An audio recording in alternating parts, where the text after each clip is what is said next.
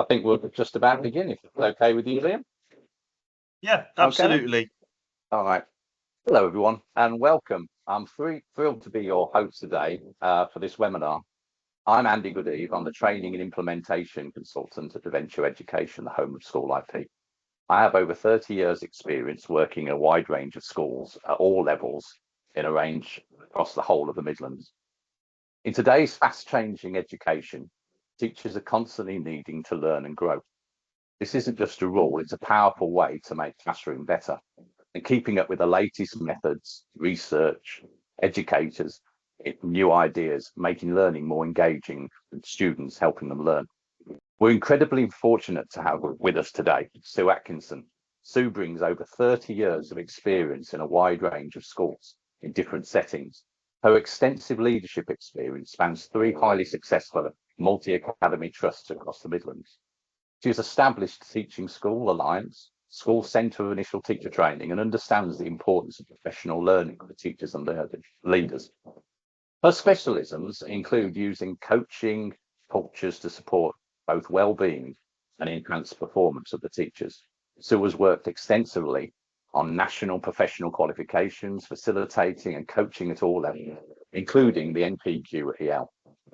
She's a genuine advocate of developing people as a key driver for school improvement. Today, Sue will share this valuable knowledge on coaching and how it links to professional review and self-evaluation. This session will explore how to develop coaching culture and at the same time ensure high standards of accountability, supportive environment that can lead to high performance.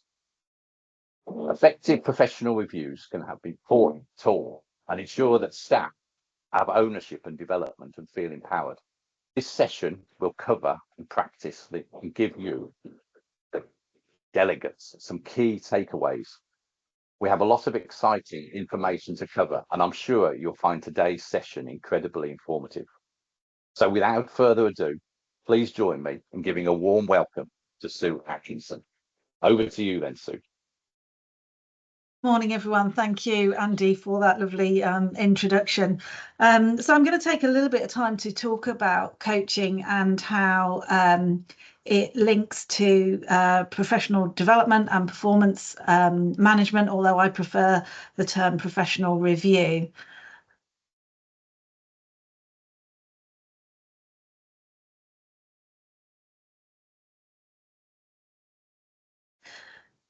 So we're thinking really this morning about the importance of coaching and how it links to both self-evaluation for improved performance and using and linking that to professional review to make sure that teachers, leaders, subject areas, and as a whole school, people really understand how to improve and to drive things forward.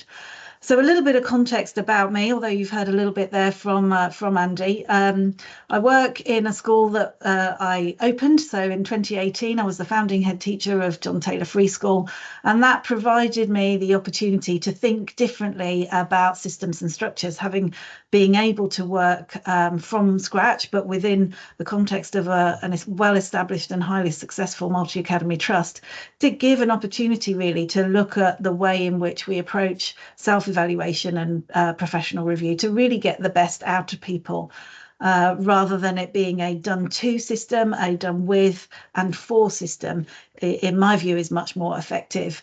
I've been working in the coaching arena for nearly 20 years. I'm a qualified level 7 senior leader and executive coach, and my school is now 1,350 children from year 7 right through to year 13. So it's a large secondary school, meaning that we've got significant numbers of teaching and support staff, and how we've used this coaching approach to really drive forward school improvement is something that I'm really passionate about. So coaching in education, I think, is a key way of driving school improvement, because it's ultimately about facilitating the performance of others, unlocking potential, and looking at systems and strategies, tools and techniques to promote and enable sustainable change, not just for the person, but for the organisation as a whole. And ultimately, what we're looking at is conversations that enable people to improve their own self-awareness, their own emotional literacy, their sense of personal responsibility. And that's all facilitated by somebody who is able to bring out and draw out the best in people with appropriate questioning, active listening, and appropriate challenge. And it's getting that balance right between challenge and support. And that's really the ultimate goal in enabling people to improve and to move forward. And one of the barriers that people often say with coaching is that it's very time consuming, and that we're too busy to coach because it takes ages. But actually, if you've got a coaching approach and not just kind of formal coaching systems, what it does is enable every single conversation to be more positive, more constructive, and get better outcomes for the individual and also for the school. So I'm a huge advocate in a coaching approach and not just pure coaching conversations, where of course they have their place. And it isn't always easy to get that balance right. As teachers and leaders, we're often thinking about, are we mentoring somebody? Are we teaching them something? Do we stray into the counselling world, or are we in pure coaching? And there may be times when, as leaders, you kind of dip into one of those circles or another. But the important thing is to know what the purpose of the conversation is, how you're going to approach that conversation to enable lasting and sustained change. And there are lots of coaching models that people can use. And the biggest issue for many people is that we listen not to understand, but we listen to reply. And if we change that mindset of really listening to understanding what is going on with that person and what the issues are, then we're in a much better place to enable them to find appropriate solutions through that dialogue and through that coaching conversation. And there are a number of different models out there that people can use. So one of the traditional ones is the GROW or growth model, looking at goals, the reality, what options, and is there the will to change, and whether you've got the tactics and the habits to make it lasting and sustaining. The CLEAR model about contracting with somebody, listening, exploring and taking action.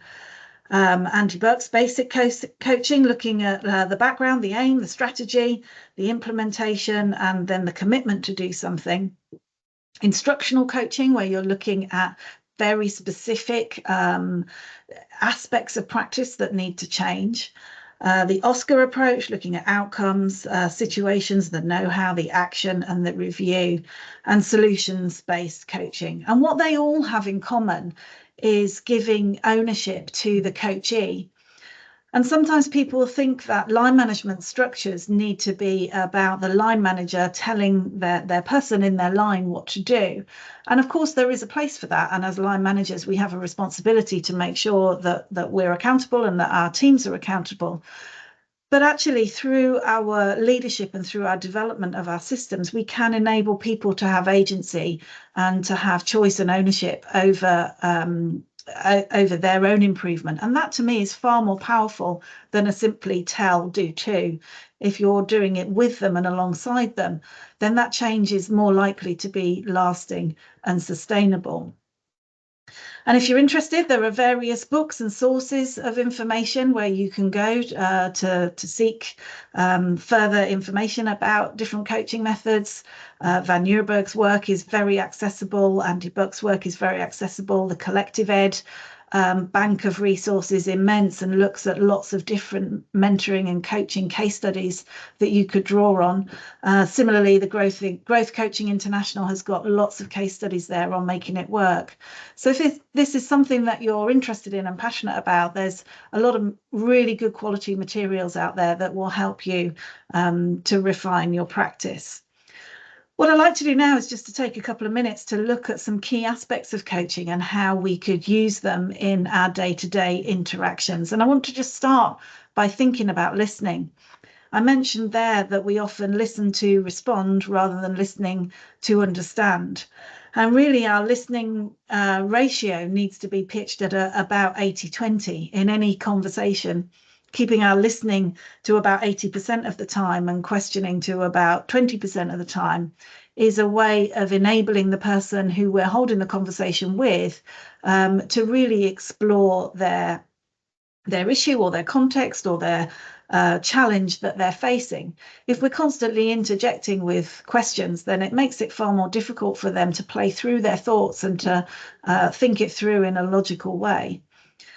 And we think as teachers and leaders and people working in schools that we listen all the time, but actually, how often do you practice effective listening and appropriate listening by really paying attention, withholding any judgment and not jumping in to assume something, and being really reflective by asking clarity questions and to make sure that you've understood what is trying to be communicated. And it can be very helpful to have summarizing questions and really share what you've understood from that conversation to make sure that you have taken away the key points that the person you're listening to wants to communicate with you and not what you think they're trying to say. And again, we think that we listen appropriately all the time, but how often do you do it consciously and deliberately and really change how you listen and interact with people in those conversations? So are you making eye contact?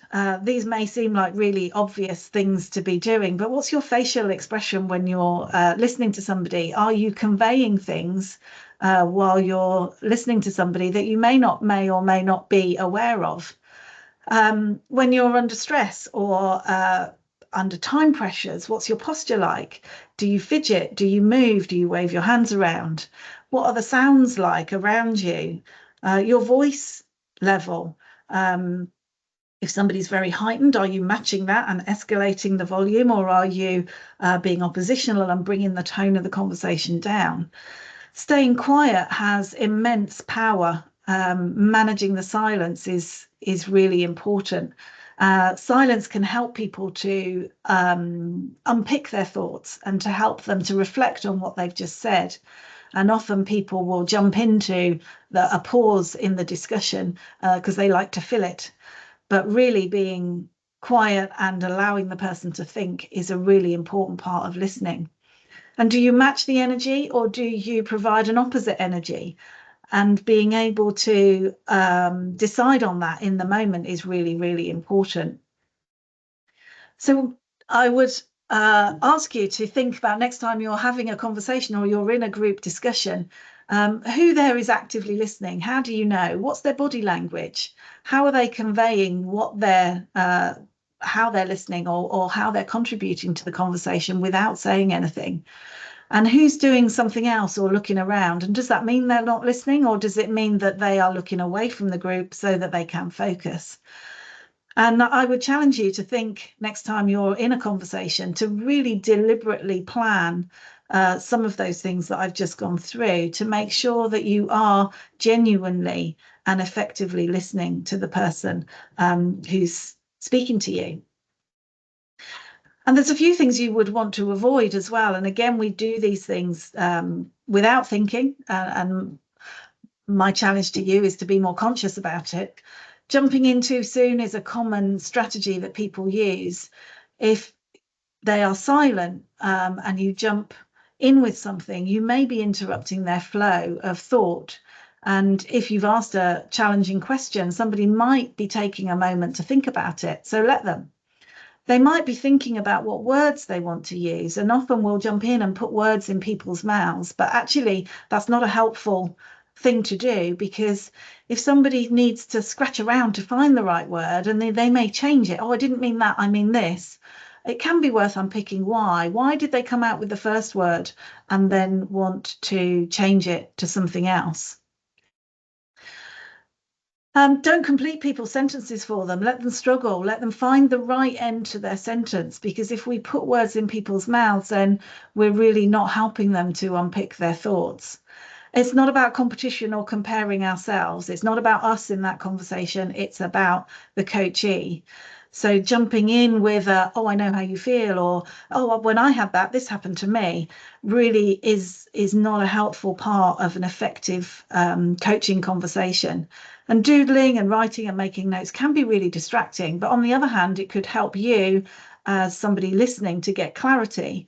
So it might be important to agree with somebody whether you are or are not going to take notes during any particular conversation. So as teachers and leaders, we think we know how to question because we do it to students all the time and we do it in our workplace and in our conversation. But are we thinking really clearly about what the intent of the question is? So do we want clarity or do we want something very open-ended which enables people to explore an issue or a topic? Are you looking for a specific piece of information? Do you need to summarize because the person hasn't been clear with what they're saying? Why questions, I would go for a what question over a why question, and I'll show you some examples of that in a moment. And leading questions can be very challenging when you're trying to get the best out of people.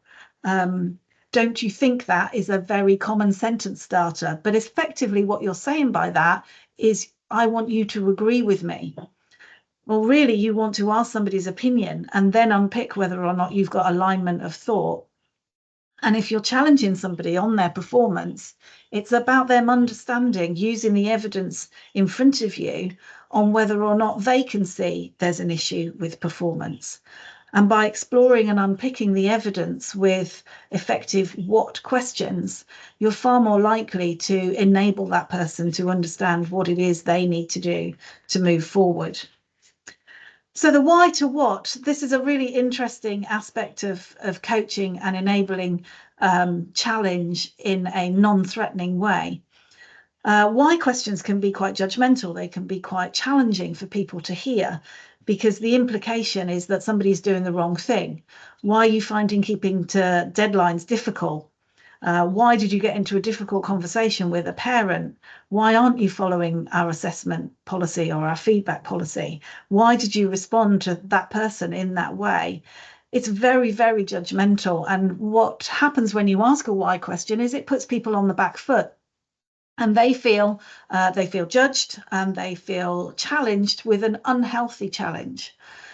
Changing it to a what question can generate a much more open and effective conversation to enable you to move something forward. So if you've got a colleague who's struggling to meet deadlines, what barriers are you facing with our assessment deadlines? What's making it difficult for you right now? What would help you in this situation to meet the deadlines? Because when you don't meet deadlines, this is the impact that it has on students or staff. Talk to me about the conversation with the parent yesterday. What was it that made it challenging? What made it difficult for you to communicate in a calm and rational way? What is it about the feedback policy that's challenging for you or difficult for you? Can you tell me what you think about it? What would make it easier for you to enact our feedback policy in a consistent way? What happened with the member of staff yesterday? Talk me through the conversation. What was challenging about it? How did they respond to you? And what could you have done differently? And hopefully you can see with some of those examples there that any particular conversation you can open up to understand what the challenges are and what the barriers are for people to help them to unpick and to see how they might be able to be more consistent. And the evidence that you use for that is really, really important. The evidence really starts with self. It starts with the individual person, whether they're a class teacher or a member of the support staff or a leader. What is that person doing and how do they know that they're doing a good job or not? What evidence is there that they are performing to the standard that you're expecting in your school? Do they understand what the expectations are? And what evidence is there to support whether or not they're meeting them? Then as part of the team that they're in, again, whether it's a subject team or a pastoral team or a safeguarding team or an admin team, what evidence is there that that team is able to perform at the appropriate level? What information are you using to support the assertion that that team is high performing? And that will then feed into the whole school because each person is a part of that cog in the wheel. And each aspect of that needs to be really effective, it needs to be accurate, and it needs to be robust. And the balance of challenge versus support needs to be right. We can't just keep supporting people who are struggling to meet the expectations or struggling to meet standards. We need to have that challenge and that level of professional dialogue to show them and give them the right tools for the job. Is it a training need? Is it a knowledge need? Do they need mentoring and guidance to show them and model for them the expectations that you're looking for? And ultimately, if they can't do that, then there are the appropriate policies and processes to go through. But what you want through the coaching approach is that people can see that for themselves and are aware of their own set of evidence that they're building, which feeds into their team, which feeds into the whole school development or school improvement plan. Performance management can be quite a judgmental term. I'm managing your performance. I'm judging your performance. Whereas review, and some people would use appraisal, professional review has a much more open and transparent feel to it. When we're looking at evaluating performance, we want to make sure we're evaluating typicality. Somebody might have a bad day or a bad lesson or a challenging class, but is that typical of their performance, their professionalism? And one of the things that I do here at the Free School is to have published questions in advance. They're all set, the September one, the interim and the summer one. And that's not that the line manager just follows the questions through from number 1 to number 10. They're there to provide the framework, and it is very transparent and very open. And people go into that conversation knowing what they're going to be asked and knowing what they will need to do to demonstrate that they are doing a good job. And if there is evidence to the contrary, then that's developed and tackled and addressed in an appropriate way through that conversation.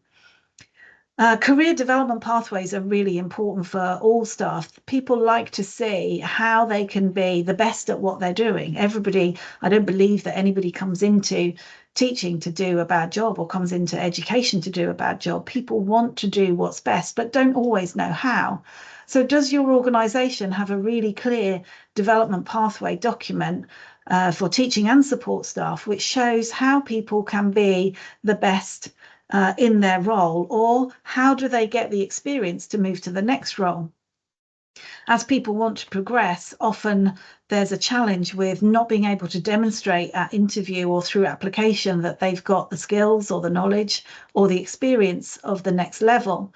And if you've got a clear career pathway document, you're enabling people to have a go at different aspects that they don't currently fit within their job role, but it gives them a little project or a little training need or some aspect of development that will help them to then progress further.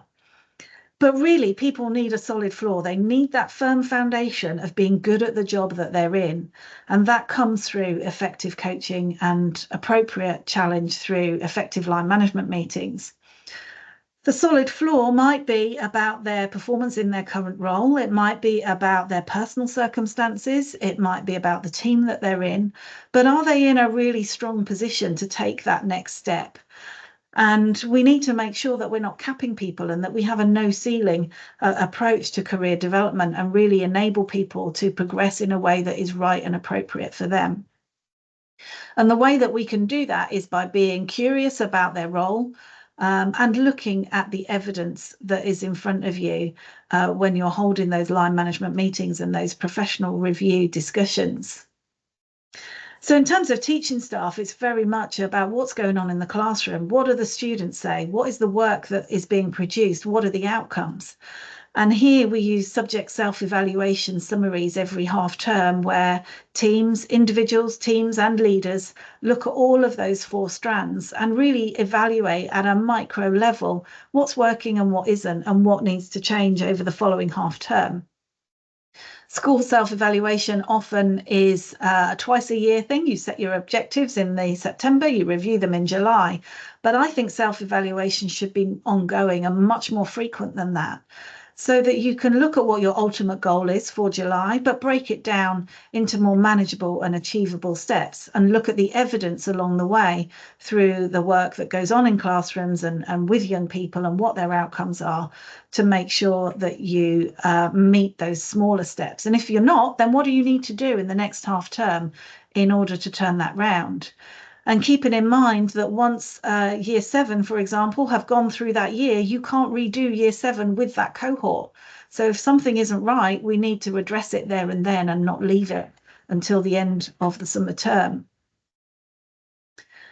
So we use SchoolIP to do that, to use our processes and our portfolios in SchoolIP. It comes from the colleagues in their subject area or in their role in school with their line manager in subject teams. It's also important to cross-reference with other schools in your locality or in your trust. So using moderation and standardization and having peer reviews and having an evaluation from somebody who's not just in your organization, because it can't just be something that is done and you just keep doing it in that way. You need an external eye to come and give you a different or alternative perspective and ask those challenging questions. And ultimately seeking external validation that your own self-evaluation processes are robust. And that comes from making sure that your professional review, your self-evaluation and your school development evaluations are validated at lots of different levels and from different areas and different people, so that you know that what you're saying about your school or about your team is indeed accurate.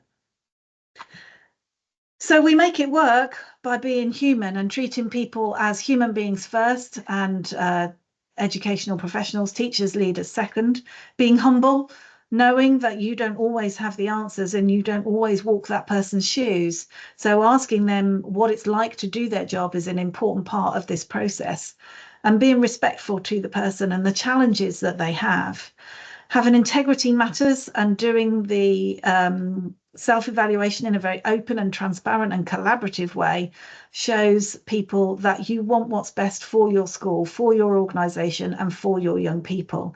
And having that natural curiosity just enables you to get that right question at the right time that can really move somebody on. And ultimately, we're school communities, and we don't work in isolation. Any individual success is as a result of the interaction with others in the team, whether it is in that team, whether that's school, that trust, that locality. We can't do this job successfully on our own. And so we have to work together. And in working together, that means listening, and it means questioning appropriately and effectively to provide that level of challenge and support. And coaching is a one way of making sure that we can do that. And by using coaching as a predominant style of managing and leading people and having it really embedded in the organisation, then you will drive really effective school improvement and improve performance from everybody by working alongside and with and bringing people with you along the way. So a kind of, well, not very whistle-stop guide to what I've done here and the approach that I have, but hopefully there are some helpful tools and strategies and approaches that you might use in your setting. So I think we've got some time now for any questions. So please do drop any questions that you would like into the chat function. And I'm happy to take any questions if you've got anything that you want to ask about what I've said this morning, or anything that you want to know about how you might make it work in your setting. Thank you, Sue. I know personally, I found that very informative, and hopefully everyone else who attended did.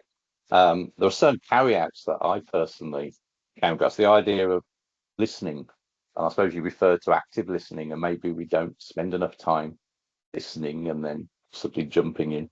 And the idea of questioning with what, that made me think. Professional reviews rather than appraisals, and the idea of the importance of self-reflection and self-analysis. So I don't know if there's any colleagues out there that have, I know some people are doing some comments in here that have now got some questions, but thank you on a personal. So thank you very much, Sue. Yeah, we've got our first question here, Sue, from Cheyenne. How have you supported line managers to adopt a coaching approach, and how do you check in on this? So, as part of the leadership development program that I run internally here, develop line managers' ability to coach by role modeling it with them. And through those sessions, we have dedicated time to developing their coaching techniques and their coaching approaches. We also use the coaching questions as part of the the professional review that we have. Sorry, Liam, can you just say the question again for me? Yeah, absolutely. How have you supported line managers to adopt a coaching approach, and how do you check in on this? Yeah, so several different ways through the professional learning program in terms of line managers, and checking in comes through both conversations with the leaders, but also through our stakeholder voice in terms of asking staff how they feel about the level of support and challenge that they're given, and asking if they have people that they would talk to in school. So that we understand whether people are actually enacting what we expect. We also, in our whole staff development sessions, work on a coaching approach. So everybody in school understands coaching questions and how to use them. So staff would expect their line manager to use that approach. And if they didn't, I would expect that they would raise that because it's standard practice here. So if it wasn't happening, it would be anomalous, and I think people would raise it. But that's come through the development over time and through the journey of the school. We also, when we appoint leaders as part of the leadership questions, we ask them about their coaching experience so that we know if they haven't got any coaching experience, we can train them up and make sure that they are familiar with a coaching approach as part of their induction. That's wonderful, Sue. Thank you very much, and thanks for the question, Cheyenne. I've got Gemma here as well. Out of all the models you stated, is there a preferred model which works best? That's a really common question when I'm running sessions on coaching. The models that I've shown there, different people like different models, and when people are starting out with coaching, they find the model really helpful because it gives a structure for the conversation. The growth is the usual place to start, but there are, as I said, there are lots of other models there. And what people tend to find over time is that they don't need that scaffold after a while. So in my experience, it's really helpful to choose one of the models that you think works for you in your setting. I don't think there is a best or preferred one, in my opinion. I think different models work differently at different points in time and for different people. But I think it is important when you're starting out with a coaching approach to give people the scaffolding, because they often don't know where to start. So by giving them the tools and the questions to get them going, you're helping them on that journey. And then often people, as they get better at it, need the scaffold less often. But even now, when we've got lots of staff that have been here with us right from the start, I will still provide a range of coaching questions to get the conversation started. And when I'm running the sessions, I will also interject with some of the conversations when I hear a question that is maybe either leading or potentially judgmental, so that I'm supporting the coaches to improve their ability to coach, as well as enabling the coachee to have a conversation. Wonderful. That's great. Thank you very much. Anyone else for questions while we're on the meeting? Obviously, I'm more than happy to touch base with Sue after if anyone has anything pop up in their minds after we call it quits for today. But while we're here, does anyone else have anything else they'd like to ask?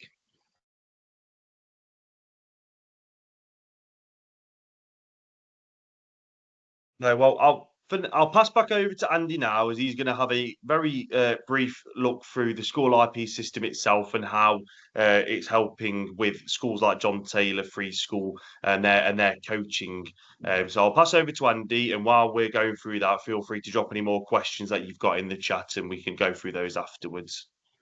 Okay, no, thank you very much, Liam, and thank you very much, Sue. As I said before, I found that very informative. And Sue mentioned the school IP, so I just thought I'd spend a couple of minutes just explaining to you all what school IP is, just in case you have any queries. So as you can see the slide in front, it says about what is school IP. And it's a cloud-based platform that actually empowers schools and empowers colleagues in schools. We find in most cases we want to just empower staff to be part of the process. And as Sue mentioned in her presentation, we want staff to be self-reflect. So the platform is about school improvement. It's about improving staff. It's about improving the school. One of the problems that schools seem to have is the idea of disconnected systems. Many of you might have systems in school where they're all disjointed, they don't seem to talk to each other. So with SchoolIP, we've created a system that actually links everything together. So the idea of having data in one place that you're able to instantly look at, the idea of reducing admin time. In many cases, people attending here might be leaders, and you spend an awful lot of time interrogating data. There's a lack of alignment of objectives and things like that. And the idea of planning and SEPs and school improvement plans, not talking about SchoolIP, as Sue mentioned, links in the idea of performance management, appraisal, professional reviews, the idea then talking about professional development. So it's a centralized approach for professional development. It brings in the SEFs and the school improvement plan, and it also brings and aligns all your monitoring. The whole point about it is to reduce time and effort and reduce workload. It helps alignment of strategies, bringing everything into one place. It improves accountability, so people are able to see what's happening, as in Sue's mentioned with Sue's case, the idea where people are able to know exactly how they're performing and what they need to do. And it also develops a culture of growth. It's very highly customizable, so there isn't a SchoolIP way of doing anything. So when people talk about, oh, we don't do appraisal or we don't do professional reviews in this particular way, we're future-proof. So the whole point is we align with your processes. We align with what you want to do. We empower and provide support. So we work with you. So we don't just give you like SchoolIP and say, get on with it. We work with you to create this system that works for you. And we realize that all schools, all organizations are unique. We empower leaders and we prove an impact. So we have many case studies on our site to actually help as well. I don't know if anyone has any questions about SchoolIP that we can answer for you, but that is my brief explanation of SchoolIP. So I'm quite happy to answer any questions, or I'm quite happy to pass them over to Liam with pleasure. Wonderful. Yes, thank you very much, Andy. If anyone's got any more questions, either on the webinar that we've just watched or on SchoolIP itself, feel free to drop anything in the chat now. I'll be happy to send over the slides and the recording of the meeting following us closing things down today. We also have another webinar. I believe it's 1 week today, or a week tomorrow, sorry, the 25th. With Jennifer Sarujpal, previously from the Brit School, now a independent IT consultant. We'll be talking all about learning walks, how to transform teaching and learning with AI using practical tools and real life impact examples. So I'll be happy to share a link with the people in attendance today for those who would like to join us for that one. But by the looks of it, I can't see any more questions coming through in the chat. So I think as long as Sue and Andy are happy, we can call it there. Thank you very much. Lovely. Thank you very much.